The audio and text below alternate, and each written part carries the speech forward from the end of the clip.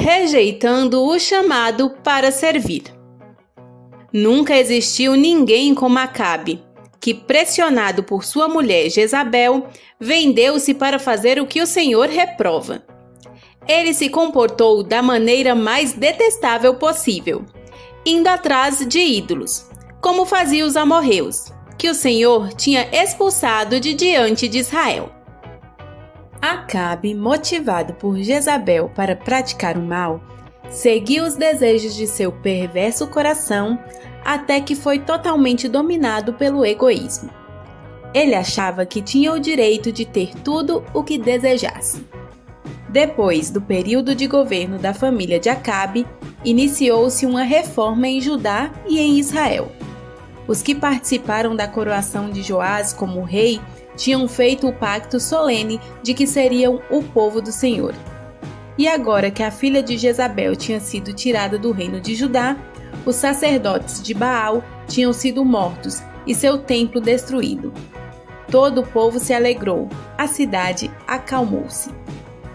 Leia o capítulo 16 do livro Os Ungidos para ter uma ideia mais completa sobre o que aconteceu no incidente da vinha de Nabote e como a casa de Acabe literalmente caiu. Observe o desenrolar da trama. Ellen White menciona alguns personagens pouco conhecidos que sucederam o reino de Acabe. Nós temos dois reinos, Judá e Israel.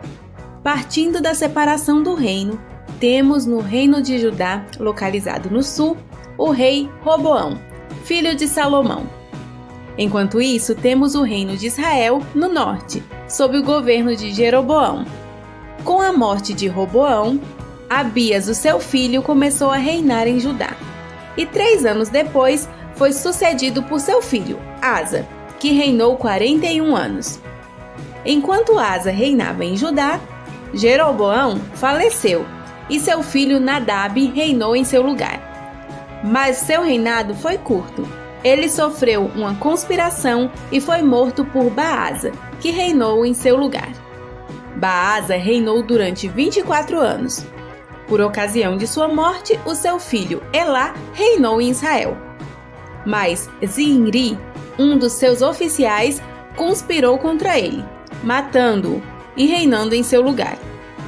Mas apenas 7 dias depois, o general do exército, chamado Omri, sitiou a cidade para tomá-la. Zinri, vendo isto, entrou no palácio e o incendiou, morrendo lá dentro. Depois disso, Omri foi feito rei de Israel e reinou por 12 anos. Quando Omri morreu, seu filho Acabe reinou em seu lugar.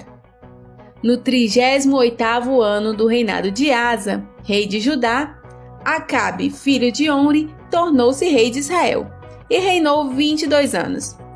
Ele se casou com Jezabel, e já estudamos a história desses dois. Enquanto isso, em Judá, o rei Asa morre depois de 41 anos de reinado, e seu filho Josafá reinou em seu lugar. É aí que as coisas se complicam. Josafá casou seu filho Jeorão com a filha de Acabe, Atalia, unindo assim as famílias e os reinos. Acabe tinha pelo menos mais 2 filhos, Acasias, que se tornou rei após a morte de Acabe, e Jorão, que reinou quando seu irmão Acasias morreu sem deixar herdeiros.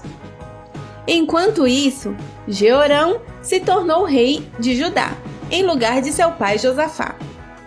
Por ser casado com a filha de Acabe, Jeorão acabou sendo influenciado pela família de sua esposa e andou por seus maus caminhos. 8 anos depois, ele morreu e seu filho Acasias se tornou rei. Tínhamos então a família de Acabe governando os 2 reinos, mas isso não durou muito tempo. Deus enviou o profeta Eliseu para ungir Jeú, comandante do exército de Israel, como rei. E este foi incumbido de exterminar toda a família de Acabe. E assim ele fez. Enquanto isso, em Judá, Atalia foi morta por líderes de Judá. E Joás, o último dos filhos do rei, reinou. Quer saber mais sobre os reis de Judá e Israel? Acompanhe os vídeos do livro Os Ungidos. Devemos entender que todos serão responsabilizados por suas ações.